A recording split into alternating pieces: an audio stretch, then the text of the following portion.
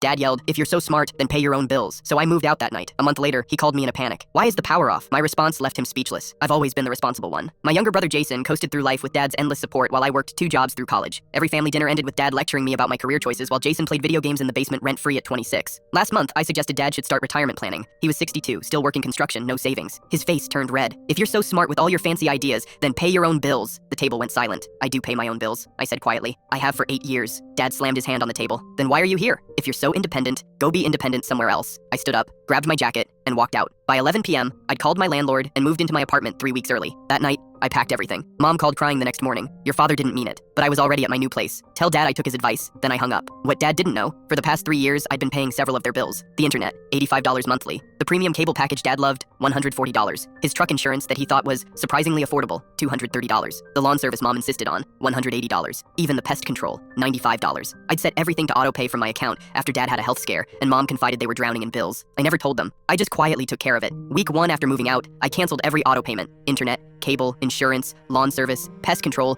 even Dad's hunting magazine subscription. If I was paying my own bills, I was only going to pay my bills. Week 2, Jason texted, "Wi-Fi is out. Dad's losing it. Can you call the company?" I replied, "Not my bill, not my problem." He called me selfish. I blocked him. Week 3, Mom left a voicemail about the cable. I texted back, "I'm being independent, remember?" Then came day 29. My phone rang at 6 a.m. Dad's number. I let it ring. He called again and again. Finally, I answered. "The power's off," he said, voice tight. "Why is the power off?" I stayed silent, waiting. "Your mother can't make coffee. The food in the fridge is going bad. You need to call the electric company." "Why would I call the electric company?" I asked calmly. Because you handle these things," he stammered. "You're good at this stuff." A strange calm washed over me. "Dad, I'm confused. Didn't you tell me to pay my own bills? That's what I'm doing. Those aren't my bills anymore." Silence. Then, "What do you mean anymore?" "I mean, for 3 years, I've been paying your internet, cable, truck insurance, lawn service, pest control, and apparently the electricity was bundled with something I was covering. You told me to be independent. So I am." More silence. I could hear Mom in the background. "What's he saying? What's happening?" Dad's voice came back, smaller. "Son, we didn't know. You never said, you never asked. You just assumed I was the family failure who needed your wisdom about paying bills. We need those things turned back on. Then pay for them. We can't afford all that right now." And there it was. The truth neither of them wanted to admit. They couldn't afford their lifestyle. They'd been living beyond their means, and I'd been the safety net they didn't even know they had. "Dad, you told me if I was so smart, I should pay my own bills. I'm doing exactly that. You're on your own." I hung up. The next day, Jason showed up at my apartment. "You're really going to let them suffer?" "I'm letting them be adults," I said. The same thing Dad demanded I be. Jason tried the guilt trip, tried the family card. I showed him the spreadsheets. 3 years of payments. Over $23,000 of their bills I'd covered. His face went white. 2 weeks later, Mom and Dad appeared at my door. Dad looked exhausted. "Can we talk?" I let them in. Dad sat on my couch, hands clasped. "I'm sorry. I didn't know you were doing all that. I thought. You thought I was a screw-up." I finished. He nodded. "Yeah, here's the thing," I said. "I'll consider helping again, but not like before. You want my help? You ask for it.